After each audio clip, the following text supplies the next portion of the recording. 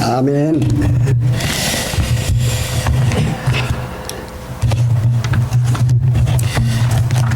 제가 좀 그러니까 옛날 스타일로 손으로 직접 적어가지고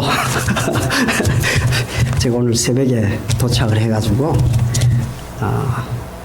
중간에 오다 보니까 이렇게 제가 운전할 시간이 다 사라져가지고 저기 빅토빌쯤에서 자고 새벽에 왔어. 집에 오니까 한 5시 5분쯤 됐더라고요. 준비를 부족하게 했지만은 말씀의 은혜 받으시기 바랍니다.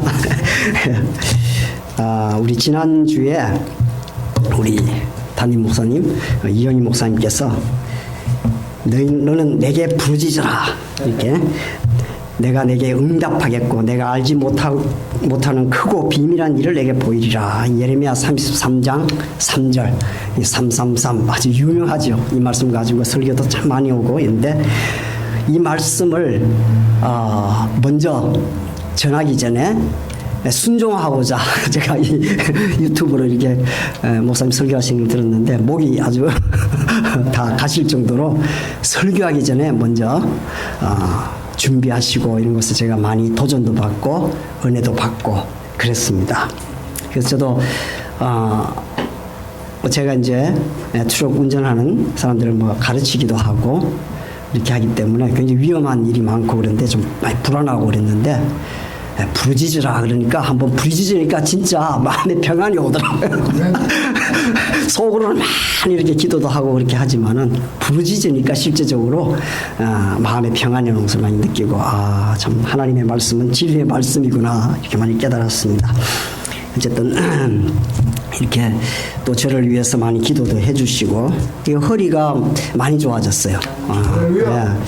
이게 아직도 아프지만은 우리 선배님 대신 우리 사모님께서 허리를 일찍부터 다치셔가지고 저에게 또 지혜를 주셔가지고 그 말씀대로 관리를 이렇게 잘 하니까 그래도 좀 많이 좋아져서 감사합니다.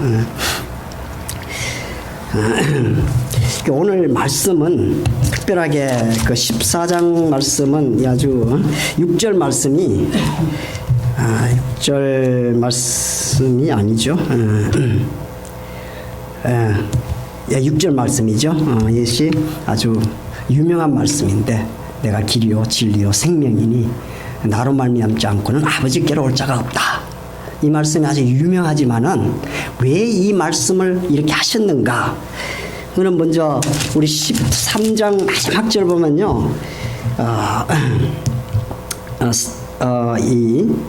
그 36절에서 38절 사이에 보면은 베드로도 자꾸 예수님이 가신다고 그러니까 어디 가는지 너무너무 궁금한 거예요.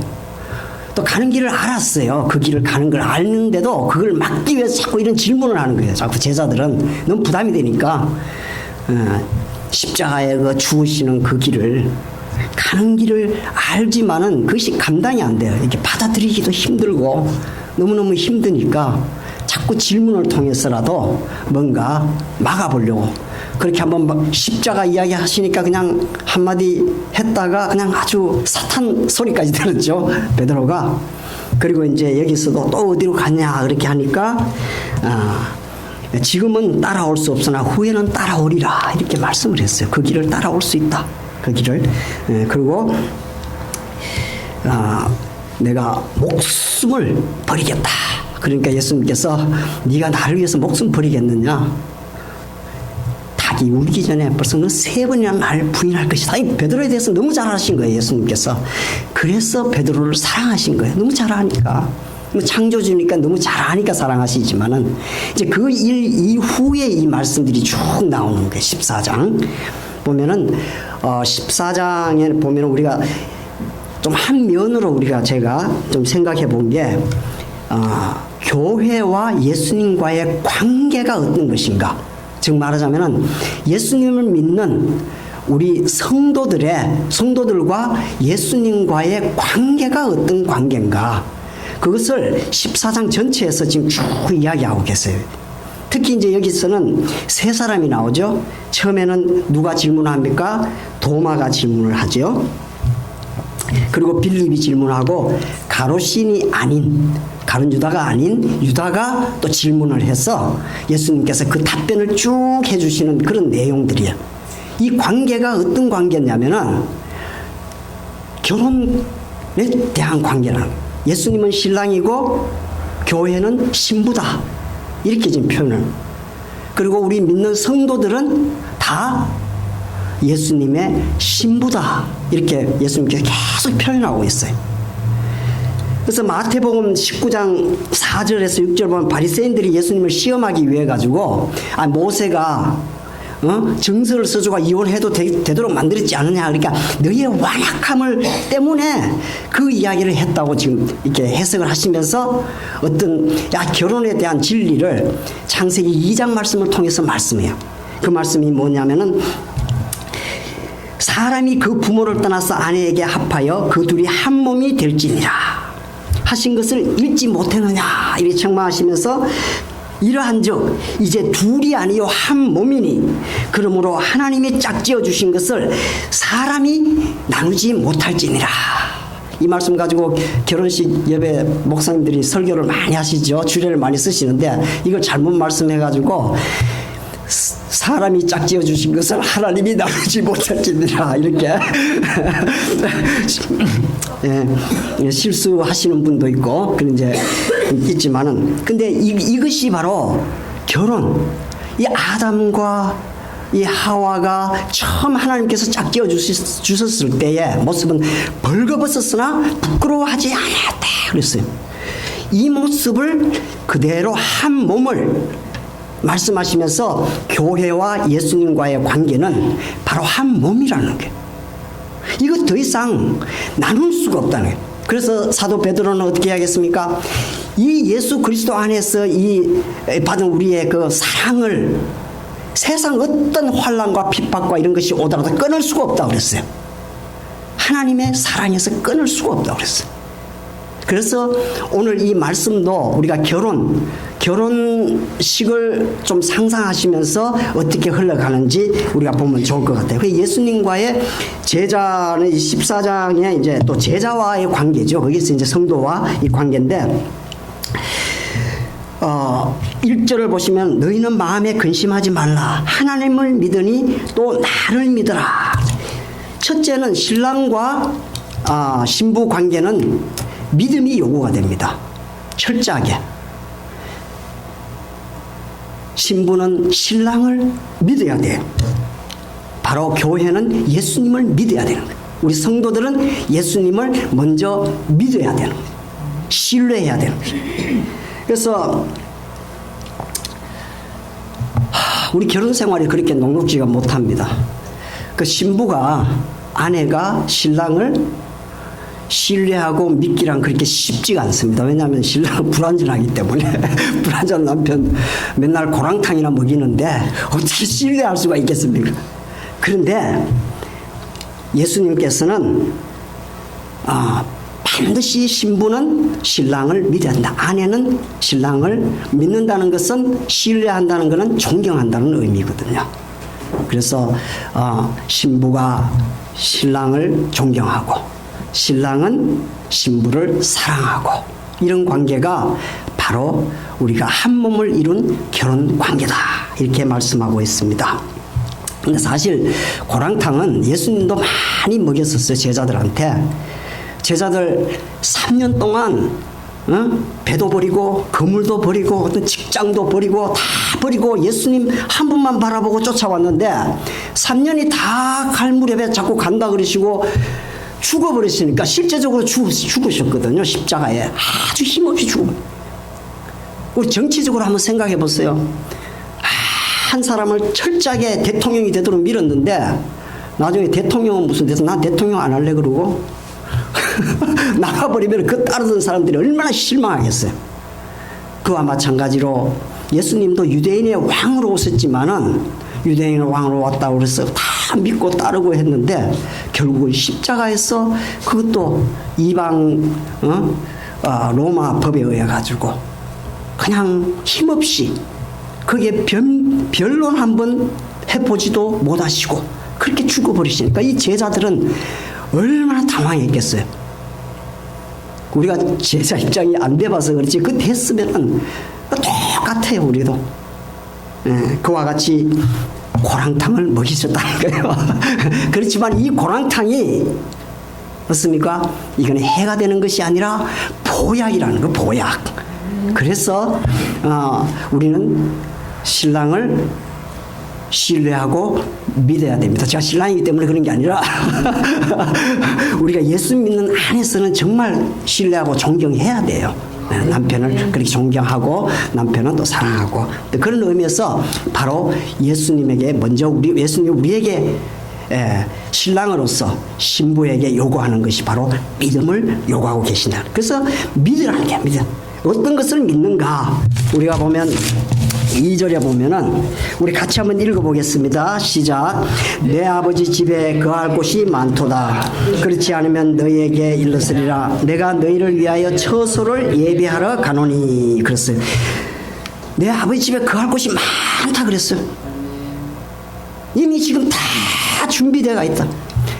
사람을 창조하기 전에 에덴 동산을 하나님께서 먼저 다 창조하시고 아담을 지으시고 그곳에 끌어와가 보여주셨듯이 이미 하나님께서는 새하늘과 새 땅을 이미 다 예비해놓고 너희 거할 곳을 다 예비해놓고 기다리고 있다. 이렇게 말씀하고 있어요. 그래도 믿지 못하겠거든. 사실 제자들의 마음을 정확하게 파악하고 계세요. 그래도 믿지 못하겠거든. 내 아버지 가서 너희를 위하여 처소를 예배하면 내가 다시 와서 너희를 내게로 영접하여 나 있는 곳에 너희도 있게 하리라. 또 다른 플러스 알파를 해서 믿음을 갖도록 자꾸 도우시는 거예요. 신랑이 신부에게 믿도록 이렇게 계속 도우시는 예수님을 볼 수가 있습니다. 그래서 또 내가 가는 곳에 그 길을 너희가 알리라. 너희가 알게 될 것이다. 내 가는 길을. 근데 이 도마가 뭐라고 이야기합니까? 주여 어디로 가는지 우리가 알지 못하는데 어떻게 그 길을 우리가 알 수 있습니까? 뜬금없이 자꾸 아버지께로 간다고 그러는데 그런데 어떻게 우리가 거기가 어딘지도 모르고 가본 적도 없고 거기에 한 번도 생각해 본 적도 없는데 어떻게 우리가 알 수 있습니까? 이렇게 반문합니다.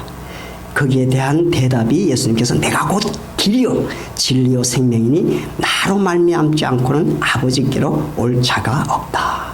내가 곧 길이라는 거예요. 우리는 다 인생 길을 가는 그런 믿음의 그 길을 가고 있죠. 어떻게 보면은 순례의 길을 우리는 가고 있습니다. 그 길을 가는데 그 길이 무엇이냐? 바로 예수님이 그 길이라는 거예요. 여기서 말하는 길이라는 것은 무슨 대로도 이렇게 비유할 수도 있고 있겠지만은 방법을 의미하는 거예요. 방법. 우리는 대부분 뭐 정치가들이라든가 이렇게 보면은 결과를 중요시 여겨요. 결과가 좋으면은 그 방법도 옳다고 생각을 해요. 근데 결과가 좋은 건지 나쁜 건지 분간도 안 되는 경우가 많거든요. 돈을 많이 벌었다. 기분이 좋죠. 그런데 어떻게 벌었느냐? 사기를 쳐가지고 돈을 많이 벌었다. 그러면 그게 축복이 아니라 그건 저주예요, 저주. 그건 뭐 진리예요, 진리. 그런데 그 결과를 우리는 잘 모르니까 바로 방법을 중요시 여기는 거예요. 어떻게? 예수님의 방법대로 우리는 살아야 된다. 이 말씀이 바로 예수님이 길이라는 것이. how죠. 그래서 그곳에 생명도 있고 그곳에는 진리도 있기 때문에 우리는 바로 예수님의 그 길을 따라가야 된다. 그 길을 너희가 알 것이다. 그게 무슨 길이에요? 십자가의 길이 십자가.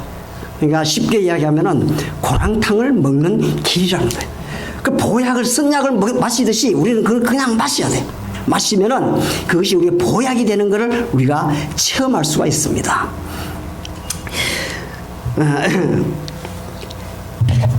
이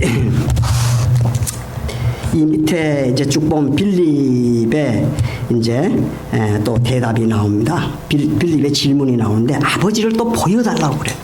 계속 질문을 합니다. 그러나 예수님께서는 계속해서 빌립아, 내가 이렇게 오래 너희와 함께 있으되 3년 동안 너희하고 그냥 24시간 7 days 위기라 그래. 24시간 365일 동안 1년에 계속 같이 있는데 왜 아버지를 모르느냐, 아버지를. 그것을 설명하는데 굉장히 이렇게 많이 애를 쓰시는 모습을 볼 수가 있습니다. 10절 보면 나는 아버지 안에 있고 아버지는 내 안에 계신 것을 내가 믿지 아니하느냐. 내가 너희에게 이르는 말이 스스로 하는 것이 아니라 아버지께서 내 안에 계셔 그의 일을 하신 것이라. 내가 요셉의 아들이고 마리아의 아들이지만은 나는 내가 하나님이라는 거야. 하나님이 내 안에 계시면 내가 하나님이라는 거야.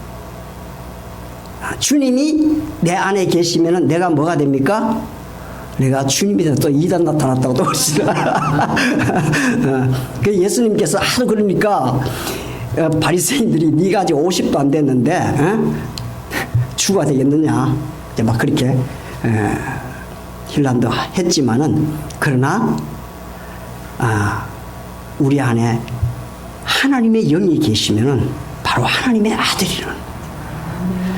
우리는 연약하지만은 우리 가운데 주님께서 우리 가운데 함께 하시면은 우리가 주님과 똑같은 모습은 안 나타날 수는 있어요. 그러나 그 대우를 받는다는 거예요. 그게 우리는 믿어야 되는 거예요. 그걸.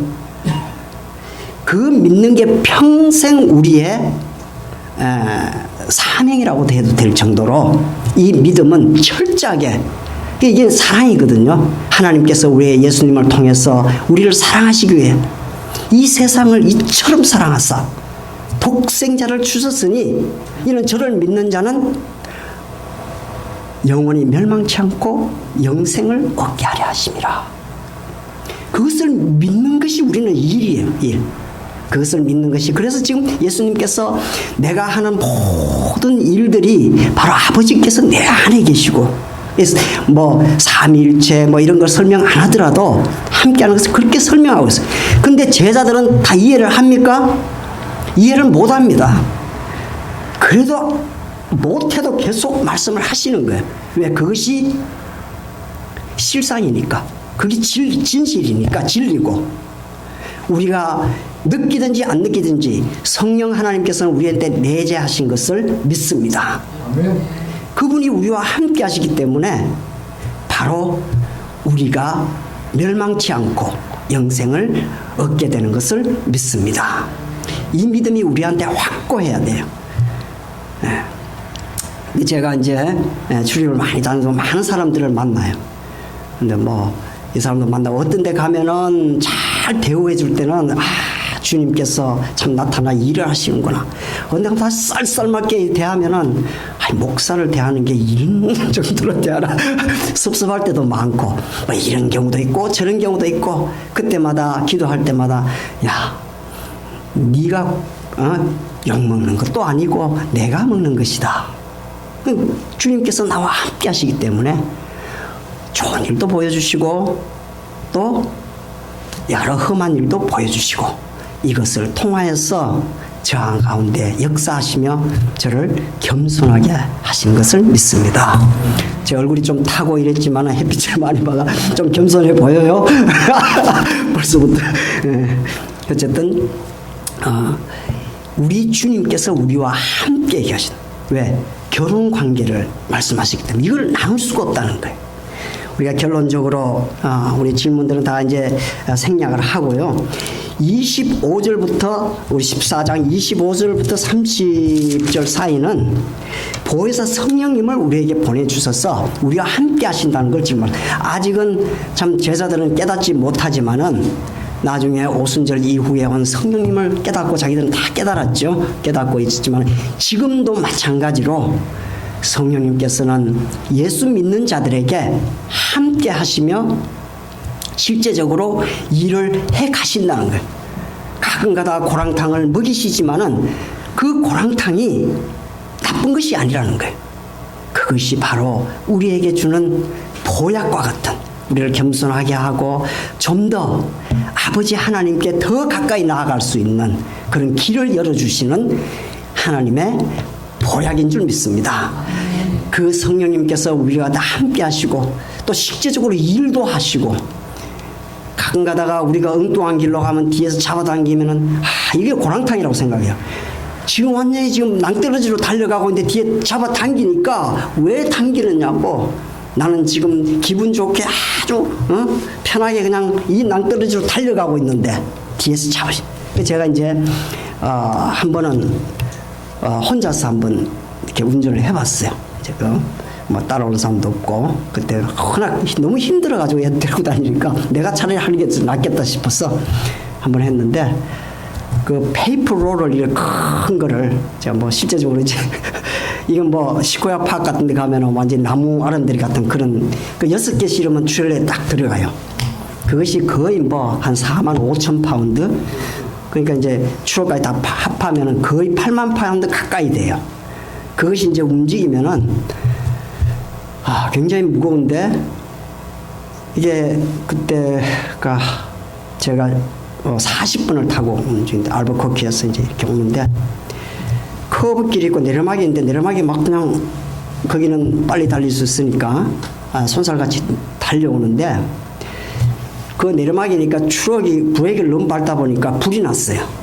트럭은 옆에 서가 있고 경찰차 있고 또 소방차가 와가 막 불을 막 끄고 있는데 저 그걸 못 봤어요. 그래서 제가 이제는 저는 끝났구나. 바다 경찰도 밀고 뭐 그냥 다 밀어버릴 지금 상황인데, 그래서 어떻게 꺾어가지고 가까스로 그 앞에 섰어요. 사람들은 내가 그렇게 완전히 그냥 내가 서는 줄만 아는 것 같아. 저는 막 굉장히 놀라가지고, 그래서 계산상으로는 이 사고가 났어야 되는데 뒤에서 반드시 다른 힘이 당긴 것 같은 것을 알 수가 있어.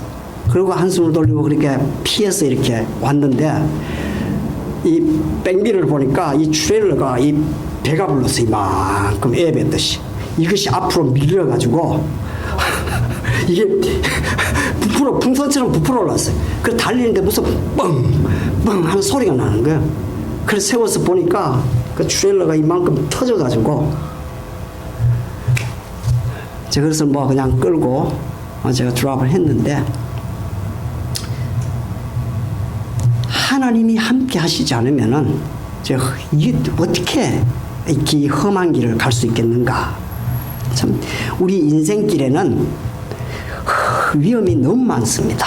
그것이 이제 사도 바울이 고린도후서 11장에 여러 번 여행의 강의 위험, 강도의 위험, 동족의 위험, 이방인의 위험, 또 시내의 위험, 시디를 말하는 거죠. 또 광야의 위험, 바다의 위험, 거짓 형제 중의 위험, 뭐 수고하고 애쓰고 자지도 못하고 죽이고 목마르고 여러 번 굶고 춥고 헐벗었으나, 이렇게 이것을 자기는 지금 자랑이라고 이야기하고 있어요.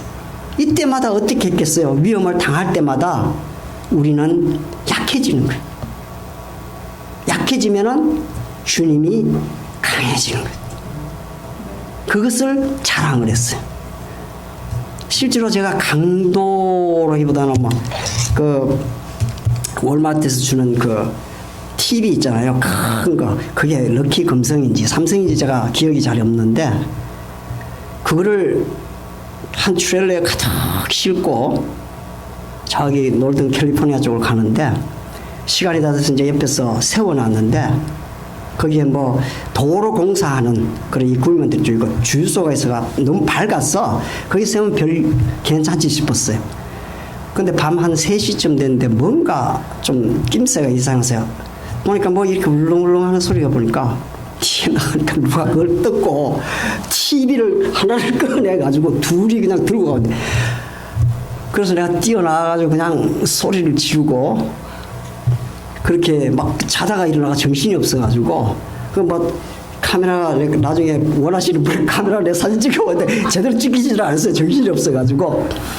그리고 그냥 그랬는데도 둘이가 왔는데 한 그 승용차가 있고 픽업 추럭이 왔는데 픽업 추럭이 하나를 실었어요. 실고 승용차는 나한테 와서 그냥 막 달려와서 나를 갖다가 이제 위협을 주는 거죠. 그럼 못하게. 그러면서 이제 막 먼지를 날리면서 가버렸는데 뭐 폴리스 리포트도 하고 이렇게 했지만은 그런 위험들이 우리 인생길에는 항상 있다는. 그때도 주님께서는 만약 걔들이 총을 들고 있다든가 그랬으면 어떻게 했겠어?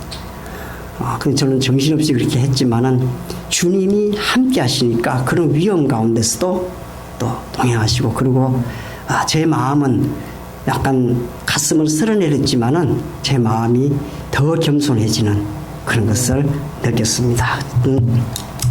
이런 순례의 길에는 항상 우리도 위험이 많지요. 그러나 오늘 말씀처럼 예수님께서 우리와 결혼 관계로 이렇게 맺어주신 거예요. 예수님은 신랑이고 우리는 신부고 그곳에 나눌 수 없는 한 몸이라는 거예요. 그래서 우리가 당하는 모든 어려움과 시련은 바로 예수님께서 당하시는 것을 우리가 믿고 예수님은 결코 죽음 앞에 굴복하지 아니하시고 세상하고도 타협도 아니하시고 반드시 승리하시는 분인 줄 믿습니다. 이 예수님의 승리가 바로 우리의 승리인 것입니다. 제가 이제 학생 시절에 성경 공부하면서 이제 가르치기도 하고 그렇게 했는데 젊은 아직 이제 예수님을 영접한 그 학생이 뭐 술도 마시고 뭐 이런 걸 많이 하니까 두려운 거예요. 예수님이 재림하셔가지고 내가 혹시나 술집에서 술 마시고 있는데 오시면 어떡하? 그래서 뭐 어떻게 그걸 믿어야 되나 말아야 되나 뭐 이제 그런 말이 오길래 뭐 이렇게 예배 드릴 때 예수님이 오시면 얼마나 좋겠어요. 성경 공부하다가 예수님이 오시면 얼마나 좋겠습니까? 그러나 또 그런 이렇게 연약한 점이 우리가 나타날 때 그런 모습이 때 예수님 오시면은 예수님이 쫀쫀하게 말이야 너는 지옥 가 천국 못 가 그렇게 하시겠냐? 그렇지 않고 그냥 두 볼때를 그냥 하면 정신을 바짝 차리게 하고 그냥 정신 좀 차리라 그러고 정신을 차리게 해서 그리고 천국에 데리고 가신다 하니까 아멘 그러더라고요. 우리는 항상 허물과 약점을 평생 남길 수밖에 없어. 우리가 왜냐하면 사탄이 항상 그것을 가지고 우리를 갖고 놀기 때문에. 그러나 우리 주님과 이렇게 결혼 관계를 맺은 한 몸을 이룬 우리 성도들은 반드시 이 예수님을 믿는 믿음 하나 보시고 우리를 천국까지 아버지께까지 인도해 주실 것을 믿습니다. 그곳에는 이미 다 우리의 처소가 마련된 줄 믿습니다. 이 믿음으로 승리하는 저와 여러분들이 될 수 있기를 주님의 이름으로 축복합니다. 기도하겠습니다. 하나님 아버지 감사합니다. 우리 주님께서 참 저희의 죄 많고 허물 많고